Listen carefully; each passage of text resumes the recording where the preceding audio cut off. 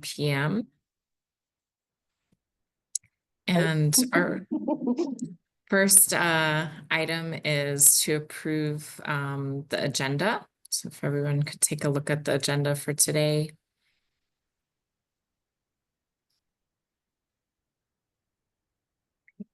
Thank you, Beth. Do I have a motion to approve our agenda? I motion to approve the agenda. Oh, I'll second. Okay, so I didn't pay or see or hear quite who said the first. If you could let me know. Charmaine, thank you, Charmaine, for the first, Yep. and Deb was second. All in order. All in order. All in order. I can't think of my word. It is time for vacation. Do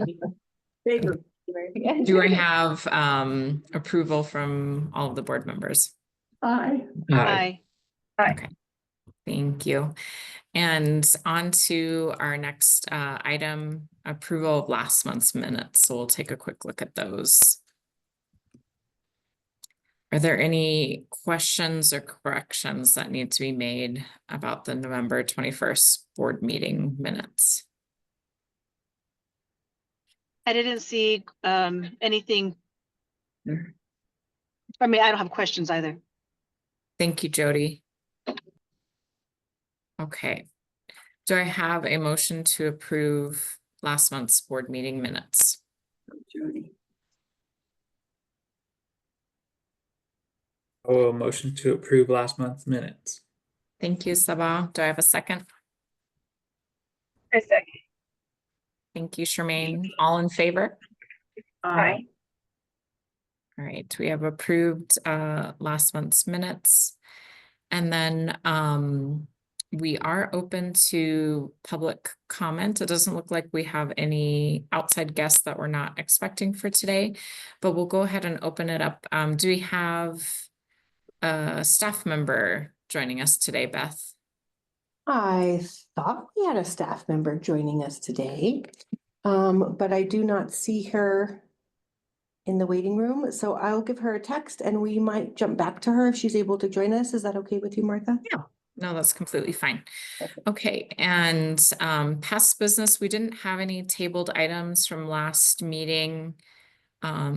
Anything else that folks would like to bring up from previous meetings that need to be mentioned today? Okay. So we'll go ahead and pass it off to Sammy to start with the business manager's report. Thank you. Where's your computer? I know, I got here late. Where Beth is it all pulled it up. depths? Yeah. Yeah, Beth. That's pulled it up. all of us. It's only 900 pages. I know, sometimes they're long. Had it. I apologize. Oh, Oh, there it is. Uh-huh. It was somewhere.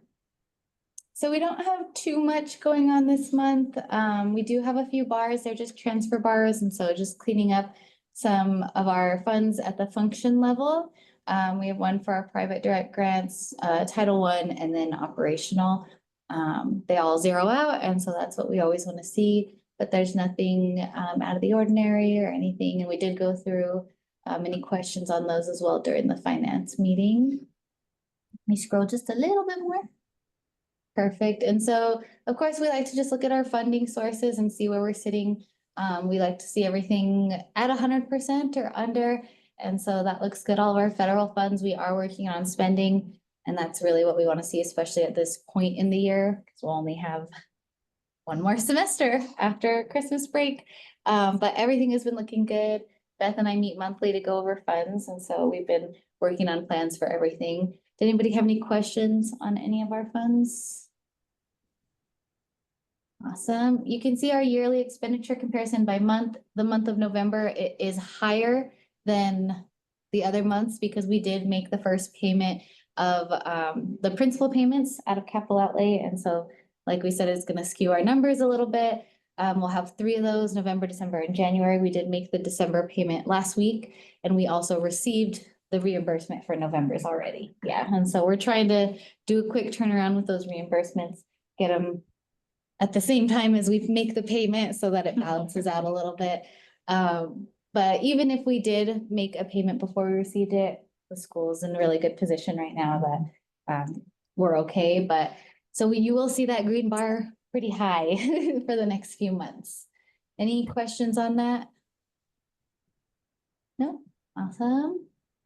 Of course, here we like to look at that function code change. This is what's going to show us the spending in the classroom.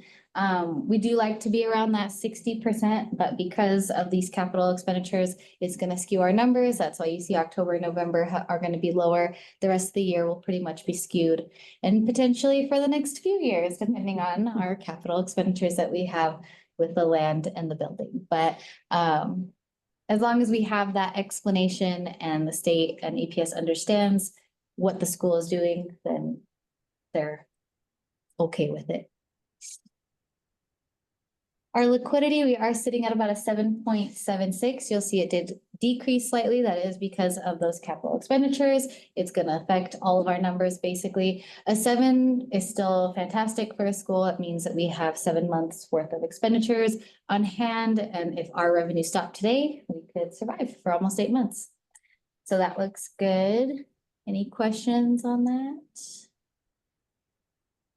Awesome. This is our, a little bit more detailed breakdown of our funds. You'll see there are 2 funds that are over budget that were not on the graphs above, just because we have a lot of funds, they don't all fit. The Carl Perkins, that one's over slightly, it's just due to an encumbrance, and so that just needs to be shifted.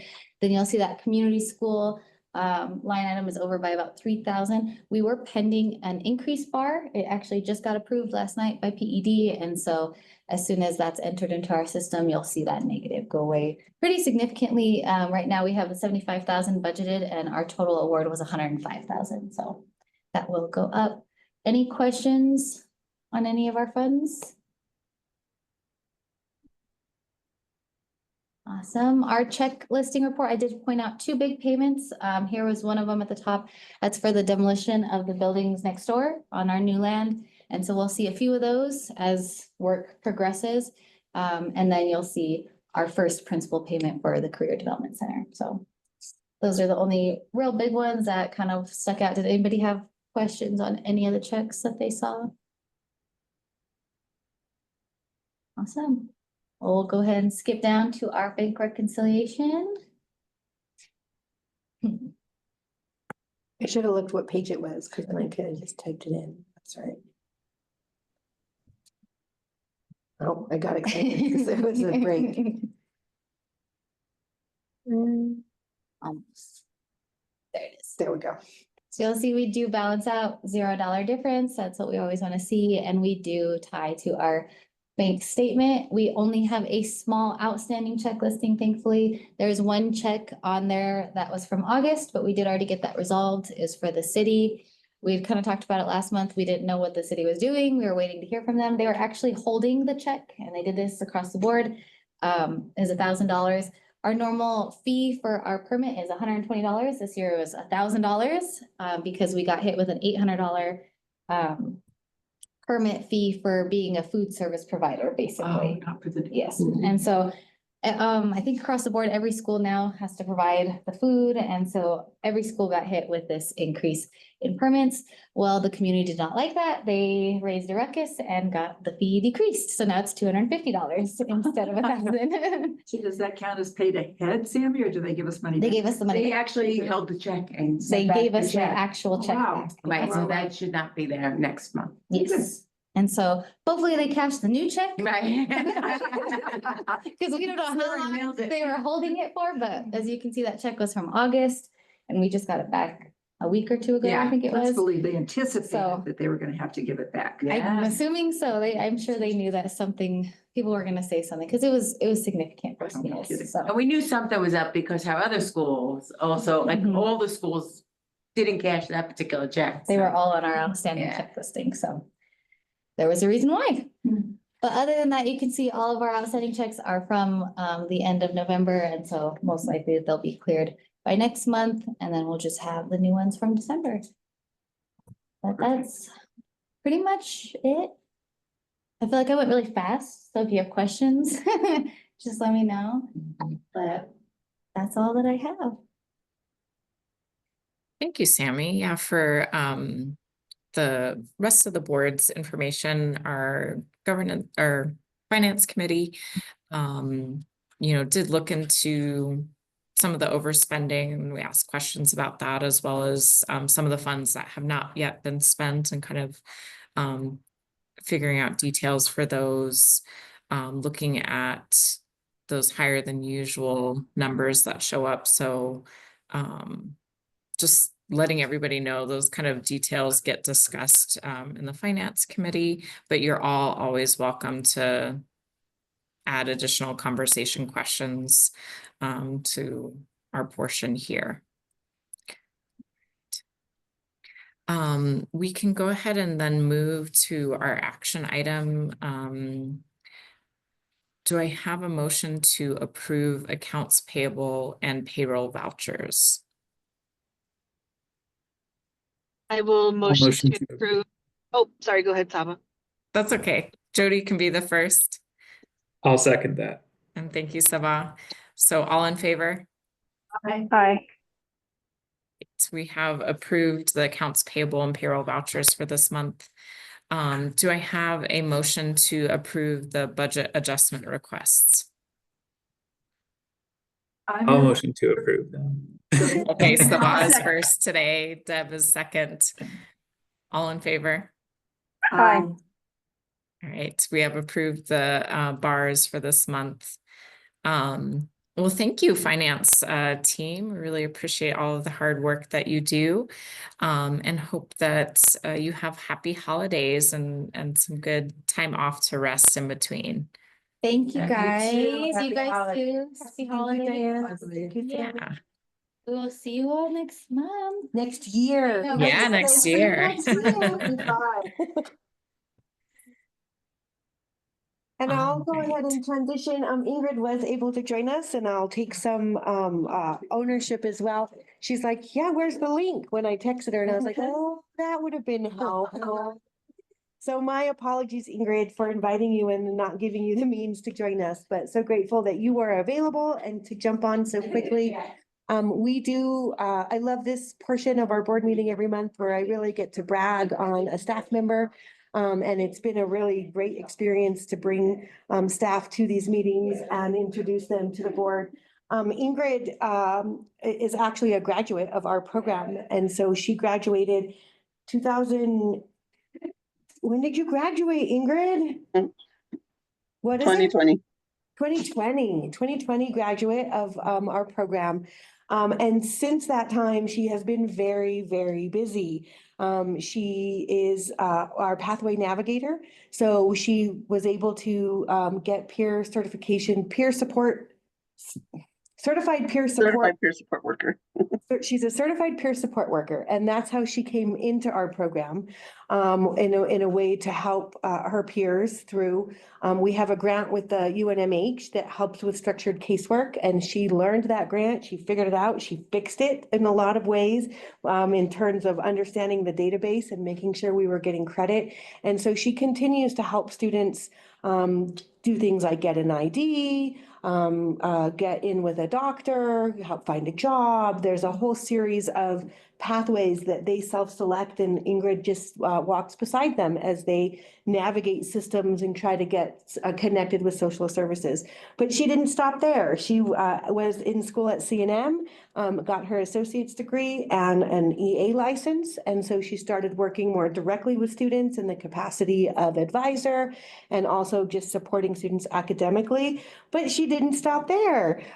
She this year accepted a position as an Ed Fellows. She's back in school working on her bachelor's to become a teacher. And so she continues to expand and to grow. She's not only an amazing employee, but she's also just involved in other ways in our community. So I get to, sometimes I invite Ingrid to stuff and check all the boxes because she's alumni. She's a staff member. She's also a parent. She's ended up bringing some of her family to Gordon Burnell in terms of finding a best fit for her own kids as they work on their high school diplomas. And she's also in all the spaces. When I say, hey, I need help with strategic planning, Ingrid's like, I'm here. When I say, oh, I need help running the equity council, she's like, I'm here. When I say, oh my gosh, I know you're really settled, but I need you to move to another part of the building, she goes, oh, I'm there. So she's adaptable, she's flexible, she cares deeply about students and her community. And she'll throw hands for her people. And I appreciate it about that because she stands up for what's right and she speaks up when she needs to make sure that voices are heard and others may not have that confidence. And so I'm super grateful for her and her contributions to the school and where she's going because she's on a pathway to the stars. It seems like she's like, nope, not stopping, keep going. So respectful of her presence here and the work that she's doing. And so thank you, Ingrid, for joining us. Thank you so much. Yeah, I'm going to ask you the same questions I ask all the staff members just real quickly because there's always a ton on our agenda, but tell us a little bit about what a day or a week looks like as our Pathway Navigator EA Ed Fellows staff member. But just tell us a little bit about what your job looks like and then follow up so I don't have to ask the second question. How do you see our mission and vision in that work that you do? Oh gosh, where do I begin? A day in the life of Ingrid as a little bit of everything. Looks like super busy. I take walk-ins. I have appointments as well. I try to help our community and our students with their outside issues so that they're not focusing on what's stopping them from getting their education. I try to take that on and help them deal with that. That way they're able to focus on school. I don't want them to focus on life issues while they're trying to get educated. I work out at MDC once a week. I'm able to teach a class there. It makes me super excited every time I'm there on Wednesdays because these students really need the attention that they get from us. They really need the help that they're going to need when they come out. I meet them on their way out, and I get them situated with life out on the outside so that they're not struggling so much. Like Beth said, I do help with IDs. I help with birth certificates. I help them find a job. I build their resume with them. Just a little bit of everything. I'm also there for them to vent. I'm a certified peer support worker, so I'm allowed to listen to their issues. And if I feel it's a little too much for me, I'll refer them over to our social workers. But I'm also allowed to share my lived life stories with them. And I have many. I have 54 years worth of shared life stories. So I probably bore them sometimes, but I always ask if they're interested and they'll listen. How it plays into our mission and vision is I'm helping them come from the inside out and get educated and move forward in life, and success is the key. I'm here to help them succeed. That's what I aim for. Their success is my success. And I get really emotional when I talk about this part because I know what a struggle is. I've lived a rough, and it's gotten better, but I've lived a pretty rough life, and I've had to start from scratch at an older age, and I made great strides in a little amount of time, and I always let them know that nothing's impossible, and it's never too late to get that success in your life. Did I do enough? It's perfect, Ingrid. You got me tearing up over here, so I couldn't have asked for a more concise and kind of authentic view into what you do. It really is meaningful. Thank Yeah. you. Thank you. Thank you so much for joining us, Ingrid. And I can also say, like, Ingrid was one of the first people that I met when I joined the board and would come to the school or community events, and she's always around. So I always enjoy getting to see Ingrid, give her a hug, say hi. So I'm sad that it's only virtual today, but hopefully a graduation or something else in the future. See you again in Definitely, I'm person. always at graduation. Yeah. Thank you, Ingrid. Appreciate you Thank jumping you. on. No problem. Take care. You're welcome to stay if you want to see what a board meeting is like, but no need. You're also more than welcome I'm to just jump gonna off. jump in real Oh, quick yes. and say, I think you graduated with my son. Was your graduation ceremony in the parking lot? It sure was. I saw you graduate. Oh. So I probably got pictures of you. 'Cause Yeah, you probably do. you know, that was an exciting time, the way students were still allowed to celebrate, so. Yeah, it was rough. It was a good thing and also sad at the same time. So, you Yeah, know, but I'm proud. I'm proud of it was what has graduation. happened. Yes, I graduated, so super excited. It's Yeah, nice right. meeting you all. I am going to have to bow out of this meeting because I am in a capstone meeting in another Oh. place right now. So We can't clone her. She's always doing something. I'll talk to Enjoy. you all Happy soon. holidays. Thank you. You too. Happy Bye. holidays, everyone. You too. Great. Well, thank you, Beth, for organizing our monthly speakers. It always does bring so much joy and also insight into what's going on in the school. All right. Let's go ahead and move forward to Beth's director's report. Awesome. We're making good time today. Change. I know, we had a couple long ones there. So we met Ingrid. She is amazing, and I really am honored to call her a colleague. No new contracts or purchases, but I leave that there so I don't forget, because this is my template. In terms of potential or expanding funding sources, nothing going on in terms of grants or new awards from PED, but I am talking to legislators again. I initially was after the money to pay off this building and thought that would take several years. So we engaged with Jason Weeks, who is our government relations advocate, because I'll just, to be confused with the joke for these two is I don't like the word lobbyist, but he's a lobbyist, but I call him a government relations advocate because that sounds a little better to me. But it is a temporary relationship. We thought we would take a couple of years to pay off this building. We had great success last year. We raised $1.1 million, just over. And those are those big principal payments that we're making towards this building. And he said, don't stop. He said, you're on the tip of everybody's tongue. They know you. They're willing to continue contributing. And so we are looking to request additional capital outlay. The plan would be to develop the property to the north that we purchased. So if when you're out on 4th Street, we demoed all of the buildings that were over there.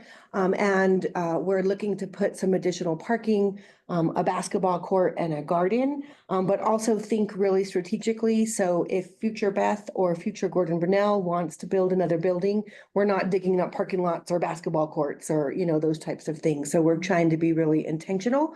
Although it's a lot of work and I don't necessarily see that happening anytime in the near future. You never know, maybe I'll get another gust of energy. Right now I'm like, let's not do something major like build new buildings. But that we budgeted very conservatively at about 500,000, thinking, there's no way we would need that much. I don't know if it's conservatively, but we thought our original ask was for 500. And then Jason came back and said, you don't have other things you can spend money on because you have the support, ask for more. And so I'm like, well, one of the things that I really do regret is an elevator to the second floor here. The price tag when we were planning for this building for an elevator is about $500,000. And I had no idea that I had support to pay things off quickly. And that was several years added to the term of our agreement. So I decided against it because we are ADA compliant, because the second story is less than 3,000 square feet. It's like 2,996. And technically we can offer all services on the first floor. But the reality is it is a regular occurrence that people come and look at the stairs and go, and it just doesn't feel equitable to me. So I raised our capital outlay ask at Jason's request to 900,000 because we might not get it, but if we do, we can put in an elevator without a whole lot of damage to the current building, as new as it is. It would go right outside this emergency exit. wouldn't require a whole bunch of, pretty much cutting out the doors. And then it would sit outside.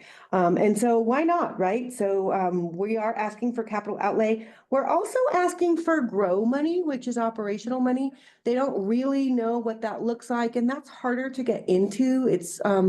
It's controlled a little stronger. There are more rules to it, and most legislators already have their pet projects. They're not looking for places to spend that discretionary money. They've already got things that they're invested in. But Jason's like, but there's a whole bunch of new legislators and they don't have anything yet. And so why not? I'm following his lead. He certainly didn't do us wrong last year, or the year before. We've been really successful. So, yep, I included the flyer and the presentation, and we'll take just a really quick look at it and then move on. But this is the one pager that we're dropping off and talking to people about. And then he has set up, quite a few of, what he's calling legislative briefings. And so there's support. Lots of our representatives and senators in the Bernalillo County delegation are coming. And then this is just the presentation that I've been using. And you can take a look at those or ask any questions if you've got them now. So Beth, as I read that, I was a little confused. The grow money is a separate pot, and that's the one where we're also going to pair with the middle school, and their kids will come over and No, participate or put two things together. Yeah, so the partnership with Garfield Middle School is just about the garden. Okay. And so we did receive $10,000 from Sprouts. And so this spring, we'll be building some temporary garden boxes over there and planting stuff. And we wanted to invite Garfield and other community members to use that space and get their hands dirty. Okay, so then I'm confused. So what is the Grow Fund? Grow Fund is discretionary money that representatives and senators get when there's a Right. surplus in the budget. Mhm. And it can be used, like capital outlay money can only be used for capital expenses, for assets, for buildings, for vehicles, for things that you can touch. But grow money could be operational money. And so it's not reoccurring money, it's not sustainable money. But what I'm asking for is money for a grant writer to make some sustainable income. And we could take a look at what I am looking to do in what I'm asking for. Again, not as many bites on this one, right? Capital is like, oh yeah, easy. This one, they're like, oh, we'll keep you in mind, which to me is like, nope, they've already made up their mind. But grow money could be operational money. So I'm asking for 500,000 as well. Why not? Like, what are they going to, if somebody gives me 20,000, cool. If someone gives, two people give me 50, then cool. If someone decides to take us under our wing and fully fund this request, even better. But it would be for a grant manager to make the rest of this money sustainable. It would be an employee relations specialist. I would really like, to staff this career development center now. And these are not necessary positions that I can justify with the school's money. I mean, the school's money, it needs to be money in the classroom, right? Because that's what it's intended to be. But someone to work with business owners, a career coach, similar to what Denise does, but she struggles to meet the needs of both populations, adult ed and the high school. She focuses on the high school because that's where her salary comes from. But our adult ed students are lacking in that support in career exploration and understanding how they progress through employment. I would love to have our own substance abuse counselor, because so many students self-report needing substance abuse treatment because they're in active addiction. And again, that's not something that I could look at, other funding as well, but here's where I've thrown it for now. And I love more peer support workers because I think that's really the bang for the buck, right? People who can support each other. And those individuals might also be able to run our front desk on this side when this side is open right now. We leave that doorbell rings and I've got teachers running up and down the stairs to open the door. And unfortunately in today's world, we just don't leave it open anymore. So these are grow funds. I remember now that I read it. I just was confused. Probably nobody else was. No, that's okay. I can talk about all kinds I of was stuff. just listening. Anything else about that? I always link in my Monday morning memo folder. That's I really like this, and I try not to communicate with staff outside of a Monday morning message.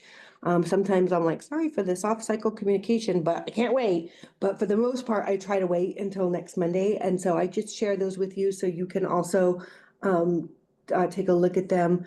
And now we do have a couple new policies. So the HB 43 was passed several years ago, titled the Black Education Act. I've submitted my discipline matrix every year according to that, but this year it was flagged for not having sufficient definition of what racialized aggression is, or sufficient progression of discipline in response to racialized aggression.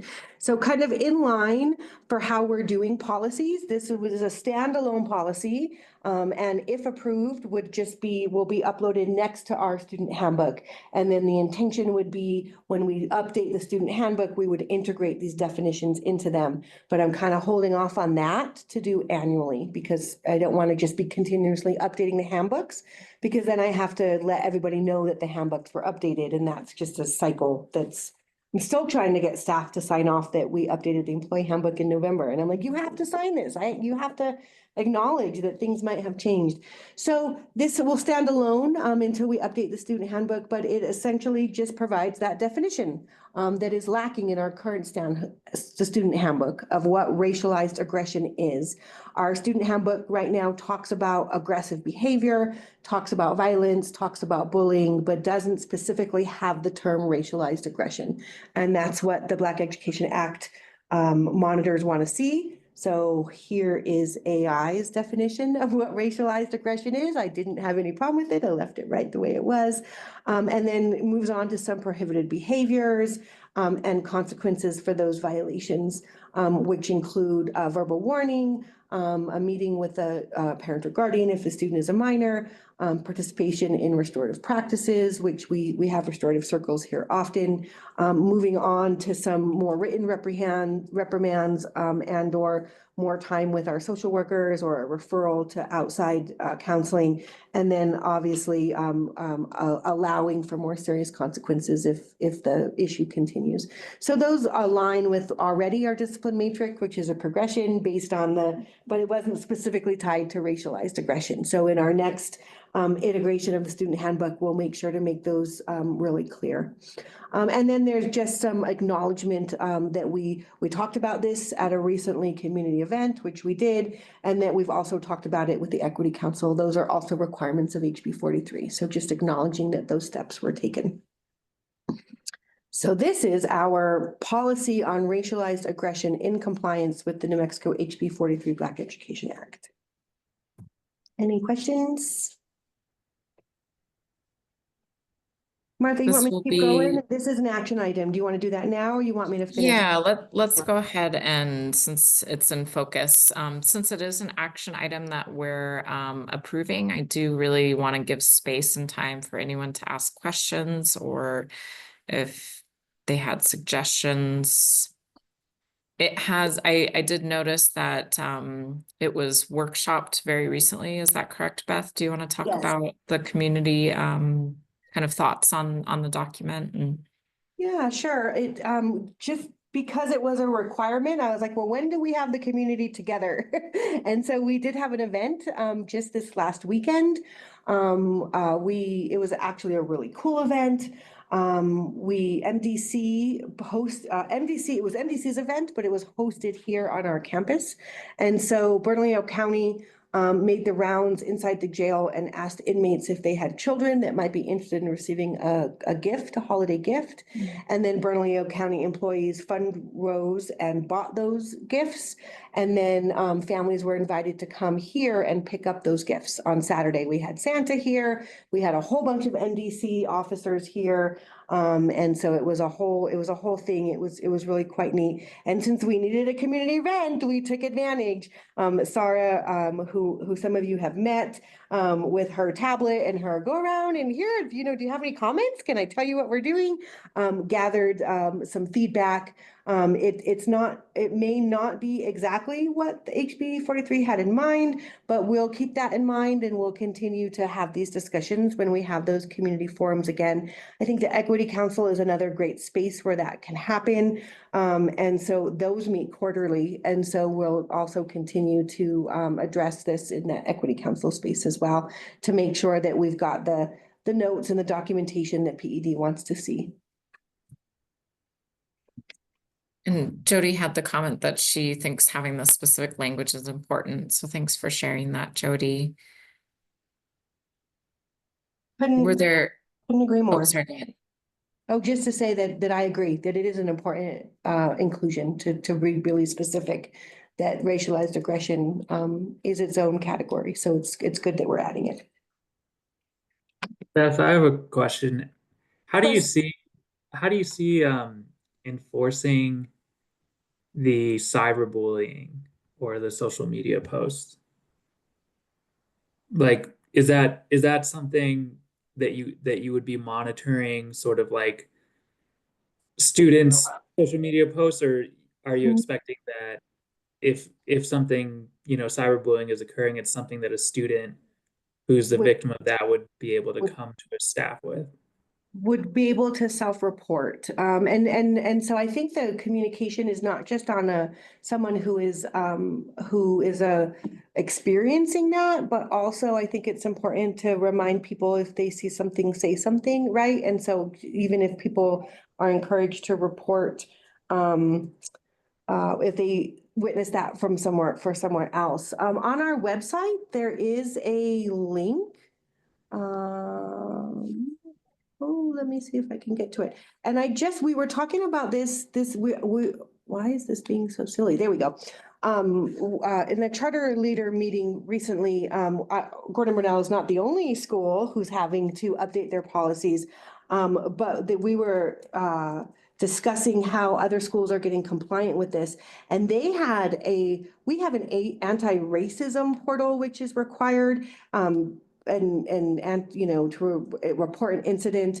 This report would come if you use that QR code. It actually gets reported directly to PED, and this is also a requirement of that same statute. But I saw very recently, just Tuesday, when we were talking about this in a charter leader meeting, they had a more prominent button on their website that said, if you see something, say something, and it was reported internally. And it had real explicit directions about if you see cyberbullying or you're feeling cyberbullying or you're noticing that that's happening somewhere else. It had a whole list of things that you could report anonymously. And I really liked that version. I mean, this is kind of hidden down here. Do you know what I mean? An anti-racism portal.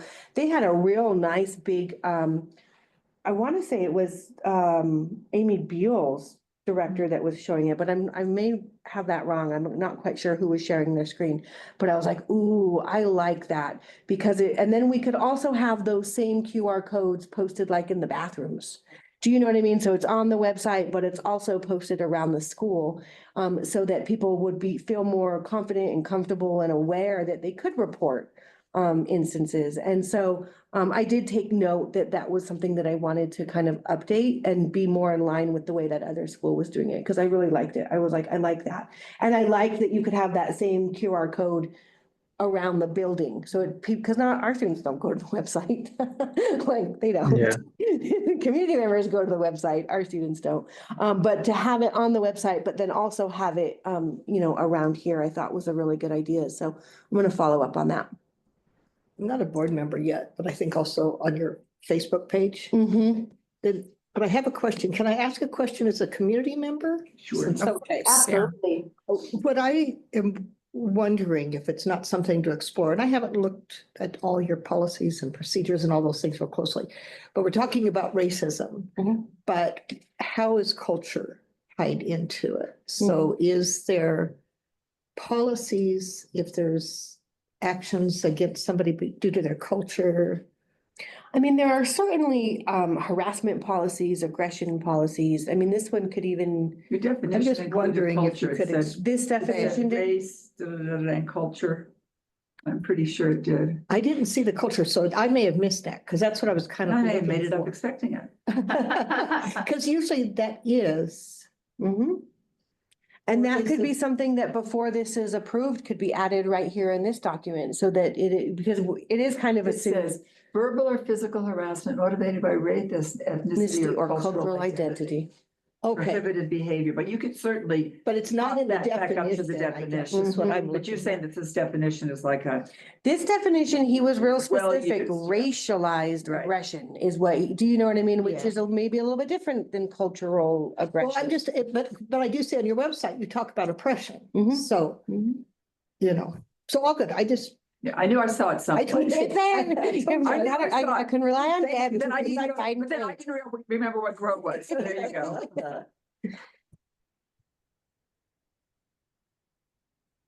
How do folks feel about, kind of that first line of the prohibited behaviors? Does that seem to encompass for everyone clearly enough? Kind of noting that, yes, the definition specifically is around racialized aggression, but then when we go into prohibited behaviors, it has like a wider spectrum.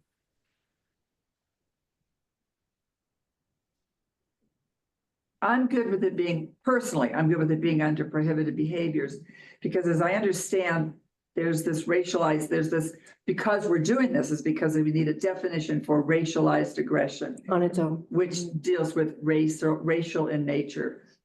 For me, I'm okay with it being, but if you do it motivated by race, ethnicity, or cultural identity, I'm okay with that. But I'm also okay if we think we need to move it up.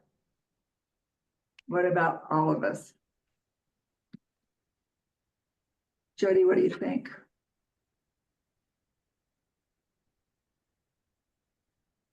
Jody's. Yeah, really is. Sorry about that. Yes, I think at least having it there, spurs some discussion, and I think those discussions can happen in those respective parties, like at those different schools. And I think that at least having it there so that it's like acknowledged and people are aware that it's important is good. So I think it's a good start. It's a good start. And Beth, is this something that is kind of submitted and approved by the PED on a more regular basis? Is it Annually. something that we would It's read something that's annually? reviewed annually. Mhm. Okay. Yeah, I would be comfortable in saying this is a good, first draft. Again, thinking of the spaces that you mentioned, Beth, that you might want to continue to workshop and review throughout the year. And then, looking again at what we would be submitting for next year. So it's not a final document that will live in perpetuity. Right. So in that way, I feel like because we were specifically asked to make this correction, that it's something we move forward with and then have it on an item list for the Equity Council and some of the other community meetings to continue to look over and workshop. Any other thoughts, questions, comments for the document?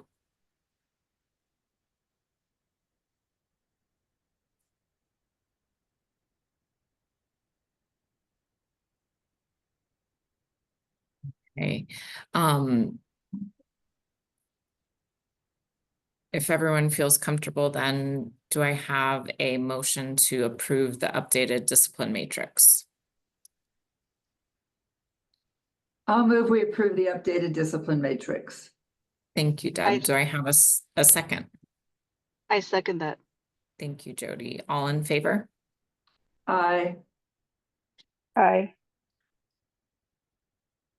Thank you, thank you. Great. We We have- have passed that.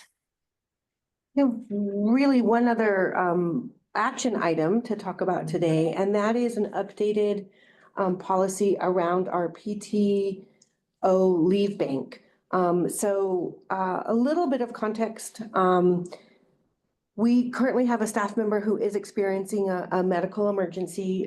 She was diagnosed with cancer and entered treatment immediately, and has used all of her PTO, and does not have short-term disability as an option. It's not, it wasn't something she signed into. That's an optional benefit through our insurance. And so she and I were just brainstorming, how do we not have her worry about eviction while she's also battling this medical emergency. And working out alternative work hours, some working from home opportunities. And then I was like, wait a minute. For years, when I was not a director, I would donate to a sick leave bank. And it was a previous director, a previous business manager. And I said, Sammy, is there like a file somewhere? And so we started digging. Sammy did find documentation of a leave bank that does have quite a few hours that have been donated into it over the last couple of years. And there is in our current employee handbook on page 32, this paragraph about the school maintaining an employee medical leave bank where employees may but are not obligated to contribute, and that other employees are able to request and withdraw from. But then the current employee handbook, and we looked through all the files, says that how that works, that we should rely on the shared leave bank policy. I could not find a shared leave bank policy. Maybe it was in a binder and didn't get scanned when we did all of that scanning. Maybe it was saved in some other space. But we spent quite a bit of time looking through all of the resolutions that we do have in the digital form. And I said, well, I'm going to go to the board and we're going to create a new proposed policy so that we can hopefully encourage current staff members to to consider donating, because I haven't pushed a donation. It's just not been on my radar. This goes through the whole gamut, how people contribute, how people request or withdrawal, and some general provisions. Like I said, there is there's about 173 hours in the bank from contributions in previous years. Just kind of jumping into it. This is a resource designed to support employees who experience a medical emergency. Participation is voluntary.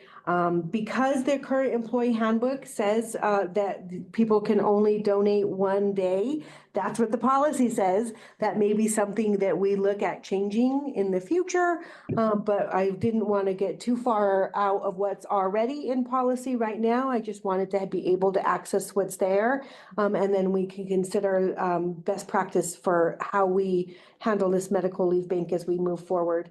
But there are, just an idea that the business office will make a notification, and that there'll be a deadline for people to contribute or not. And then we can collect hopefully some additional PTO in that manner. And then there are procedures for requesting out of the medical leave bank, and fall in line with what was in that paragraph. And also what I think is best practice, that there's a committee that makes those decisions, and that committee is no less than 3 representatives of the larger leadership team, which there are about 7 of us that are coordinating or leading campuses or programs. And that then there's some just general provisions about it. I looked at some other places, and I am interested in some feedback. I think that in here somewhere, there was a cap on what could be withdrawn, because that seemed to be best practice in the research that I was doing. Where am I not seeing? I remember it was 10 days. Yeah, and I went back and forth, like, should there be a maximal allotment? What should it be? 10 days is about 2 weeks. Unfortunately, it will probably not solve this particular staff member's problems. But I also just wanted to acknowledge unlimited PTO. I don't know. I really am looking for some feedback about whether we even should have a maximum allotment, whether 10 days seems reasonable, whether we should leave that up to committee. I don't know. A couple of questions, Deb. It's Deb, first of all. how big is your staff? Would you be able to support much more than 10 days with people donating? That's question one. Question two, if I'm an EA and I donate a day, my salary is much less than perhaps anyone else's. How would you take care of that? And then what if I say, well, if you'll just give me 50%, can I have 20 days? Those are So- excellent questions and I don't have answers for them. But yeah, But I that's- love that, yeah. Those are the things I just thought of when I looked, so I don't know. Mhm. But there should be that guidance in a policy. We want to make sure that those And questions are answered. in My written other writing. question was, what about HIPAA and this committee? Hmm. Do you have to have something signed that they give you permission to talk to the committee about their medical condition? I don't know, that's just how my brain works. What do y'all think? As far as the HIPAA, because I've been through some trainings, I think, and one thing that is not included right here, but is mentioned here is these forms. Right, with a medical leave bank withdrawal request form. And I think that some language on that form which says I release, this information to the committee for review.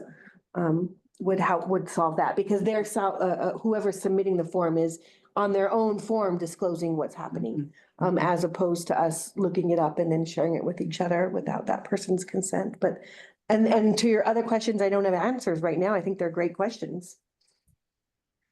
Yeah, I had also thought in terms of, 10 days isn't a lot, but if it's unlimited, one employee could potentially drain the bank. And then if another employee who had contributed comes up with something within a short time frame, there might not be any left over for another employee. So to me, it made sense. I would have a hard time also saying what is the limit or not. But in terms of wanting to make sure that if there are multiple employees within a year, for example, that need to draw from the bank, that they have a chance and it hasn't gone all to one particular employee. I think in some ways, because you've had several years saved up, that gives you a little bit of a cushion. I'm curious about you had also brought up, maxing out one donated day. At my previous workplace, I think it was, we could donate up to 50% of our sick leave days that we had accumulated, and we would roll over a certain number per year. I'm not sure how many sick leave days your staff gets per year. So maybe one is kind of in accordance of just, you wouldn't want them to be donating too many if they also needed them at some point in that year. But I think around if you do have a rollover of some sort, that might be also a good time to kind of recruit people to say like, oh, are you going to be losing some of your sick days? Let's go ahead and donate them to the sick leave bank. So in that case, if they're able to roll over, it might be worth allowing them to donate more than one, per year. So just kind of some thoughts there. Some contextual kind of information, the amount of, we don't differentiate at Gordon Bernal between paid time off and sick leave. We get paid time off and that's what, we can use it for sick leave, we can use it for vacation leave, we can use it at our own discretion. And we accrue paid time off at a different rate depending on the number of years of employment. And so new staff members accrue 10 days a year, which is about half a day a paycheck, about a day a month, essentially, in terms of PTO. And then as you are here for 5 years or 10 years or more, you accrue at a slightly higher rate. I think the most tenured individual could earn 14 days throughout a year instead of 10. That's from memory. I'm not sure the low is 10. I'm not quite sure what the high is. And we, just a couple years ago, we used to have a limit on what could be rolled over. We did change that a couple years ago. We can now roll over all of our PTO. We can only cash out up to a limit. So if we end up leaving and wanting to cash out our accrued PTO, that is capped. I think also at 10 days if I'm remembering correctly. But we wanted people to be able to use it. If you earned it and you ended up being sick or something, we wanted to honor it. So we did change that a couple of years ago. The 1 day is in the employee handbook. And but if we changed it here, then that would override the employee handbook, right? And so that might be something that we change before approving, or wait to approve to change at a later date if we think that makes more sense. Do you want to talk to your staff then?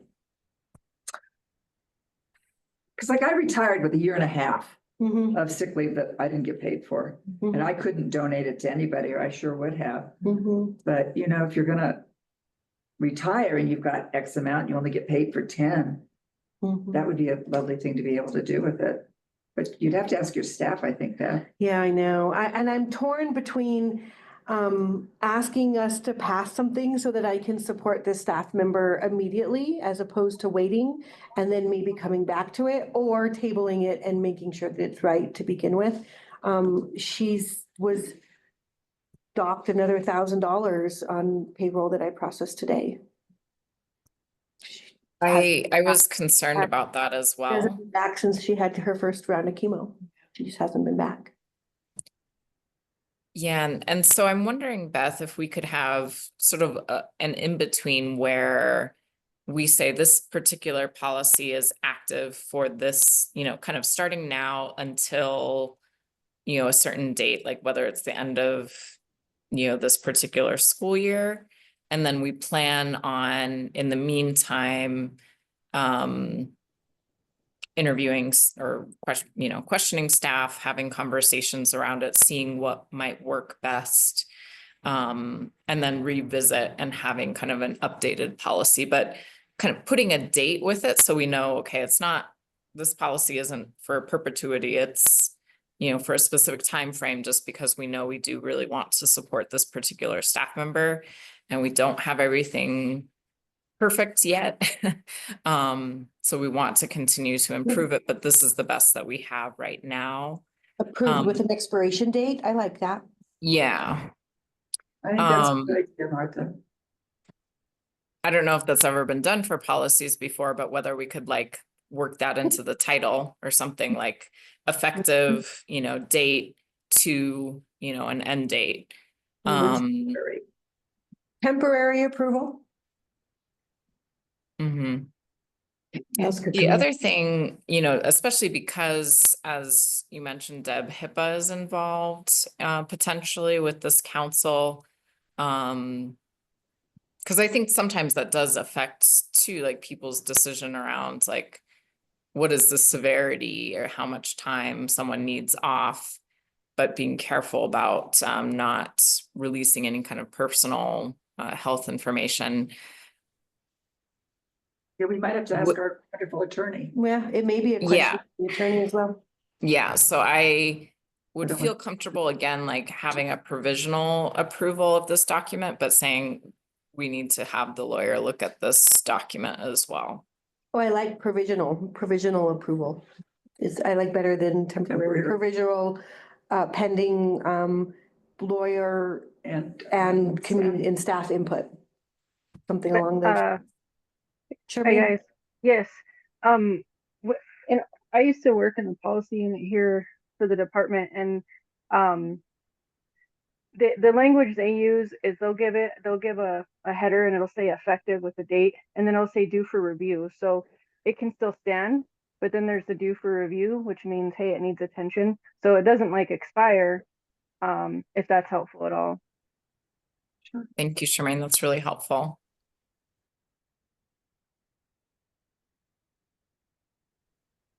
Okay, so how do we proceed? So I would put a little heading underneath the title there that says effective and today's date if we're gonna pass it. And then due for review.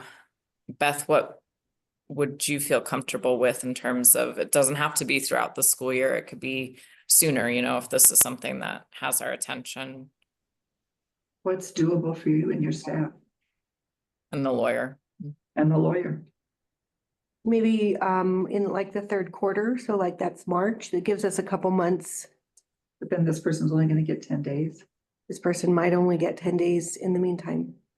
Can we put someplace in there that maybe she could live on up to 10 days instead of just 10 days? And then she could take 50%, 75%. Like right now you said she's 1,000 down, so maybe she needs, but maybe further down, she might not need it as much. I don't know. Some percentage of 10%. I mean, I also don't need to take it that long. I mean, we could do for review before the next board meeting and just make it super temporary. That we may not have the answers we need by then, but we might, and then we can review it and I don't know. I'm kind of at a loss on how to proceed here. Beth, Go ahead. oh, sorry. How much was in the sick leave bank from accumulated from previous years? It's 173 hours. So that's already over her 10 days. So it could be immediate. It's about 24 days, Yeah. 25 days. Or right Yeah, now right. in the bank that are already banked with no one else contributing this year. Well, you know, how would we feel about adding on one more week to this? And then when we're reviewing in March, you know, after consulting lawyer, community staff. You know, because that way, you know, 3 weeks is a, you know, additional support. But we wouldn't be draining the bank either.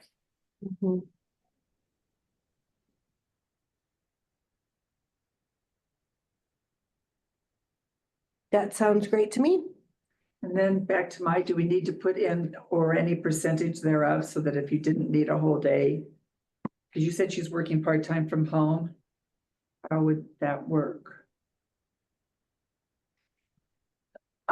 So we don't submit for PTO by day, we submit for PTO by hour. And so when we submit leave, we already can submit partial days. Okay. And it just in our current leave policy. Okay. So you don't have to submit a whole day. Then do we have to write that for days? Or does that need to be written for Or hours? hours. It needs to be written for hours. Work then. No, this is why I needed help. So 8 times 15. We actually have a 7-hour day. Okay, 8 times 7. 7 times 15. It was 105. I don't know if they heard you then. 105 hours is 15 days.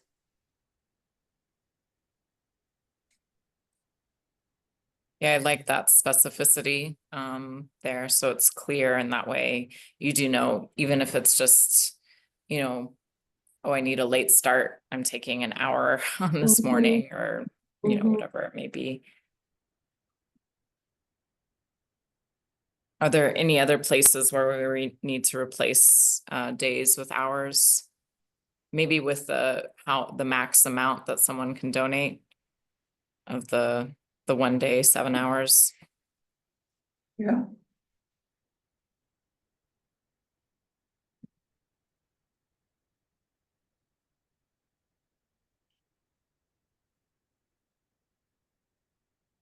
That again is what is in the current employee handbook. But we could change that here and then we would just note that it overrides the handbook until we update the handbook.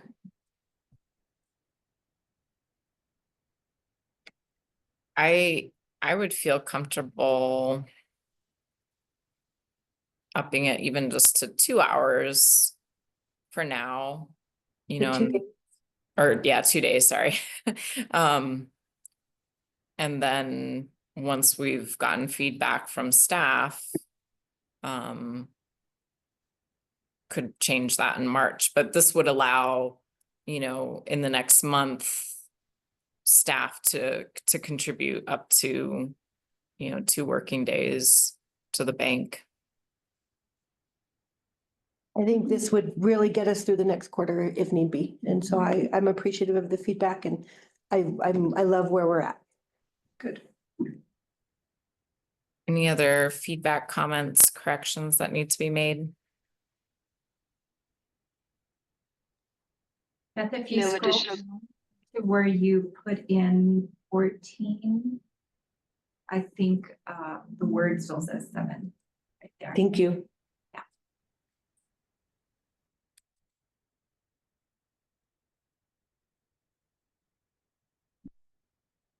And then I also see we'll deduct Down there one day.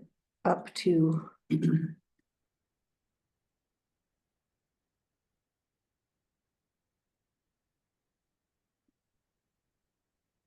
We'll get rid of the last few. I know I'm all over the place. For 2 days. Apologies.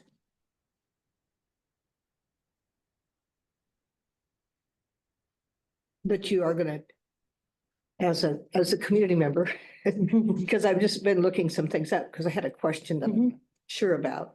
But there's some taxation issues and there's things to be considered federal money in how it's contributed. So that was the one thing I was just kind of wondering, if they had one day in there previously, have they already gone through a legal process to know they're okay with one day rather than 2 days? It's up to 2 days, right? Mm-hmm. Yeah, but it had on there, what did it have before? It's limited to 1 day. It was limited to 1 day. And so I guess what my question was, is when they wrote this policy before, and they took it through the same process we're talking about, did they learn that you can only donate 1 day? I know at the university, you could only donate 1 day. And I walked away with, Like me. yeah. So that's the only, I know that there are other schools that have a variety of policies, because I talked to Sammy about this. And K-12 represents many schools. Sammy has 2 others besides us that she's a business manager for.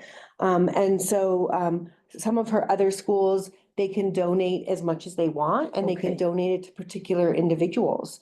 And others say, nope, it's got to go to a bank and a committee has to distribute it. And so her experience is that schools have a variety of these policies.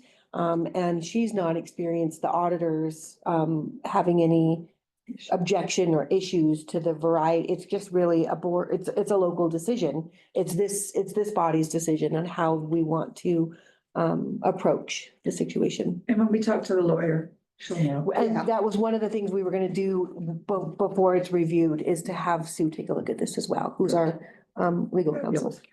Mhm. I do. Yeah, like I would say in terms of we have enough leave right now already in the bank to cover the 15 days. And if in the meantime, staff do donate 2 days, but we find out, no, they're only allowed to donate 1 day, we would have that buffer to give those days back in a way, so we wouldn't be spending those days that would be donated. So I think we would be okay for now to say 2 days and then check in on that. But thank you for bringing that up as well, Michelle, because that didn't really occur to me of like, you know, I previously worked in a nonprofit and how that would be different in terms of federal or state money being used. So that's a really good point to make sure that we review with Sue. But just also the fact that Sammy mentioned different schools have different policies, that probably is an indication that we're okay for now, and we'll double check it and make sure it's in accordance. Other comments, questions, concerns?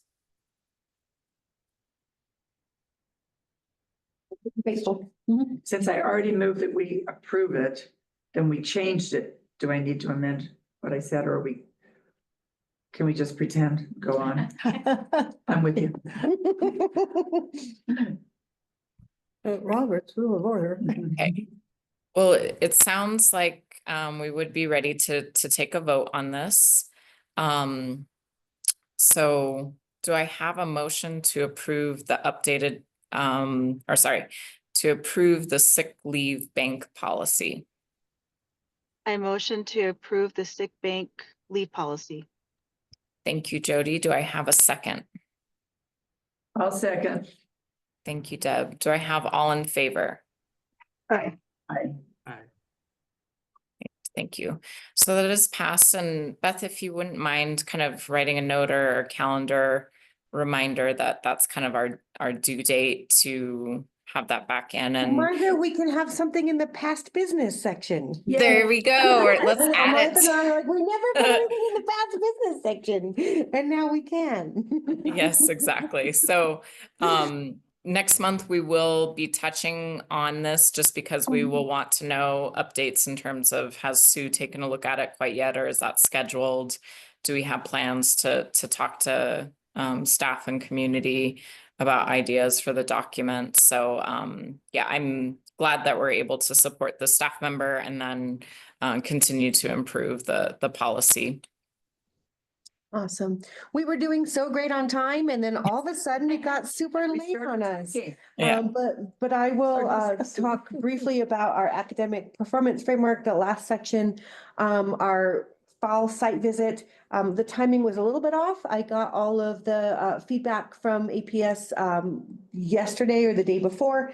Too late to share it with you, but I'll share it in the January director's report. We had a really amazing review, lots of greens, lots and lots and lots of greens, lots of congratulations, and some good feedback as well, and a commitment to work on an academic index, which is APS's way of supporting us to provide an alternative narrative to our school designation review, which is also listed here. New Mexico Vistas, of course, is the state accountability model. We've talked about it several times. We've looked at the website. I linked it there for you again. They are constantly updating and evaluating those designations. I do believe since our last meeting, or it may have been since the October meeting, but we were redesignated an MRI school. That technically that is a school in need of most rigorous intervention. We will probably never get out of that designation because it is federally, until the feds possibly change the formula. But as it stands, we can't go back in time and graduate students before they enroll with us. So what we're in the most trouble for is our 4-year cohort of students not graduating on time, but they come to us in those other cohorts. We just engaged in our last year graduation cohort verification, which will be part of the formula for next year's school designation in Vistas, and it was messy. I took a deeper dive than I have in the past. We might actually see our graduation rate go up. I don't think we'll ever get out of designation because that's up in the 70% range, but we cover like in the 14% range because so many of our students are older. What I've done in the past was just taken the PED's lists and verified who is in our 3-year cohort, our 4-year cohort, our 5-year cohort, and our 6-year cohort.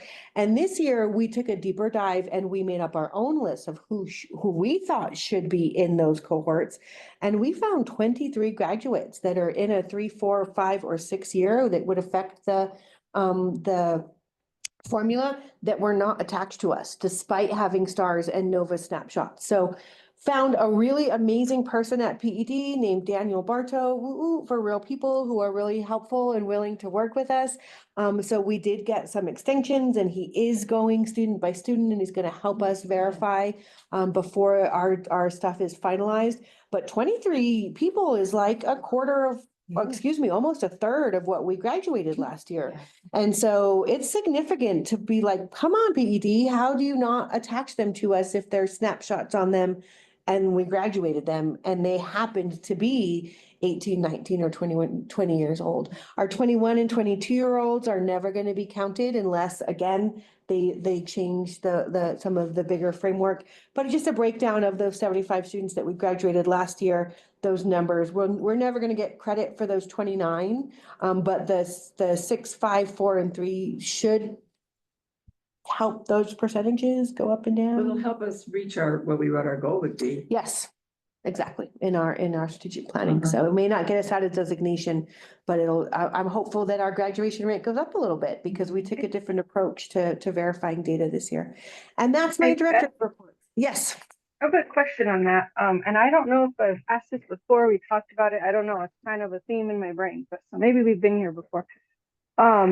Is there any data or any surveys that can or could get sent out to those that did graduate to find out kind of what more of their motivators were, or what, you know, what engaged, like what caused them to engage or kept them engaged? We do some documentation at graduation, and and I will make a note, Charmaine, and share some of that with you in my next director's report, kind of what kind of data we collect from students when they graduate. And we also have a staff member who kind of works to continue to stay engaged with alumni. So she sends out alumni news and invitations specifically to alumni. And so I'll share that with you, and maybe we'll get some feedback on other things that you might like. I don't know that we specifically ask what motivated you to change, but we could look at it together and certainly up for some feedback on other things that we could collect at that time. Oh, okay. Thank you. Sure. Be interesting. Yeah. Great.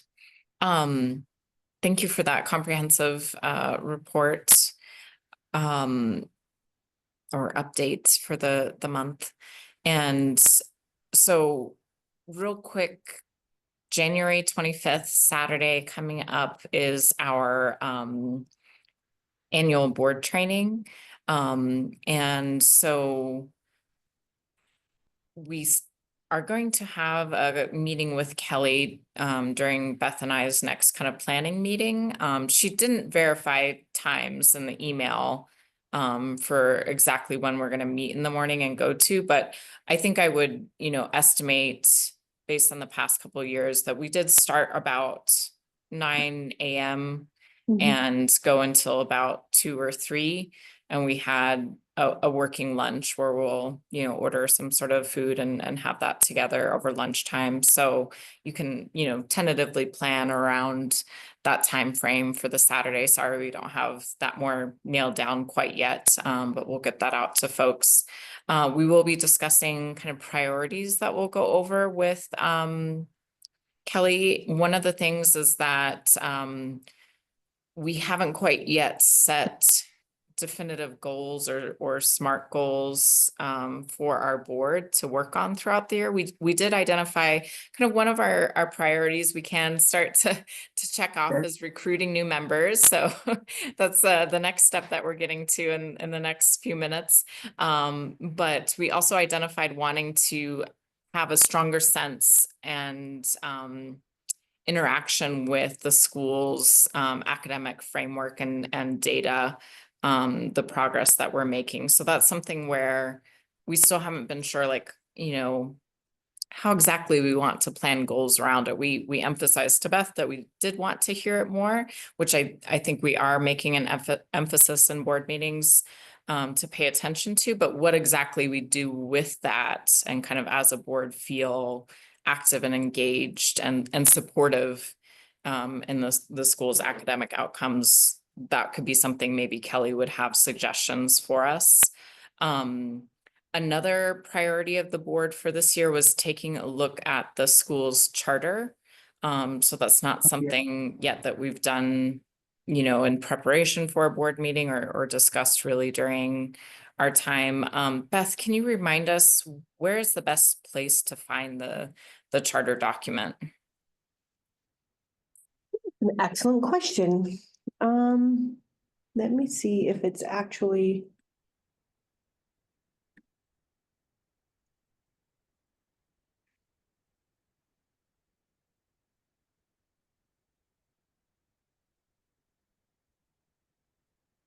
If we, so everyone should have access to this. If you are in, if you go to your Google Drive and look at items that were shared with you, everyone is a viewer of the GC board files. And there's a board resources folder, and then there's a new board member. And our charter is essentially this document here. It's called the renewal application. It's quite long. It's not super long, but it's longer. There's also a couple other documents. There's an executive summary that's a little bit shorter that APS prepared, kind of condensing and summarizing our last charter application. And then there's this document, which kind of highlights as well the kind of main points from my perspective that I presented when we did when we were in renewal. This was the kind of presentation that I presented to the committee. So there's 3 documents in here: the actual application itself, which ends up being our charter, and then an executive summary that APS provided, and a kind of overview that I provided in kind of presentation style as well. Yeah, will you send us how to do that? Yes, Thank you. I will send everybody the link to access these drives. That would be great. Thank you, Beth. Because yeah, I don't think I probably would have searched for charter and not necessarily come up upon the renewal application. So I appreciate being able to take a look at that. Those are going to be important documents because we are going to be approaching, renewal of our charter, and so that's going to be, something to, review past document, think about, how that will affect, our most recent renewal. I would say, please look at those documents in depth before our next board meeting. We can send out, Beth will send the links and we'll have, a reminder to that, but that will also, kind of prepare us, since our next board meeting is on January 16th, I believe.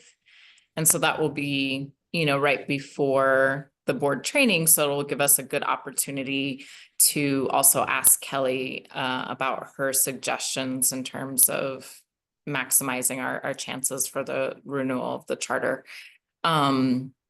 That was all I had for our board president update. We have a few action items left, the most exciting of today. Thank you all for your patience, and thank you for coming again, Michelle and Tina. So we'll get to that. Do I have a motion to approve the board member nomination for Michelle Staley? I motion to approve the nomination for Michelle Staley. Thank you, Jody. Do I have a second? I second. Thank you, Deb. All in favor? Aye. Great. We have approved the board member nomination for Michelle Staley. Yay. And do I have a motion to approve the board member nomination for Tina Martinez? I Oh, move. Motion. Oh, sorry. But Go ahead, Deb. I move we approve the board member nomination for Tina Martinez. Thank you, Deb. Do I have a second? I'll second that. Thank you, Jody. All in favor? Aye. You could vote. Great. We have approved the board member nomination for Tina Martinez. We are so grateful for both of your time in this process. We know it was a little lengthy, several conversations, coming to the board meeting to check it out. And we're very much looking forward to having you join us. It's perfect timing to hop on for January's training, and we'll get to know each other a little bit better, know all the processes. Kelly did inform us that PED now does require a full set of independent online modules that you'll also have to go through, unfortunately. But yeah, only one time, and they're all asynchronous, done on your own time. And, you have kind of until the end of the school year to complete them as well. So it shouldn't be, major time ask in that way. All right, well, that concludes our meeting. Any last announcements, questions? All right. Do I have a motion to end our December 19th Gordon Burnell Charter School Governance Council meeting? I I move. motion to end. Oops. We'll go ahead, Michelle, you can be the first for this one. I move that we end this meeting of the Gordon Burnell Governance Council. Okay. Yeah. Thank you, Michelle. And then do I have a second? I second. Tina, we'll let you be the second, and so having you both in I will celebration. second. And all in favor? Aye. We still make Great. my. I So at 5:28 p.m., we've concluded our meeting. Thank you all and happy holidays. Be safe, stay warm.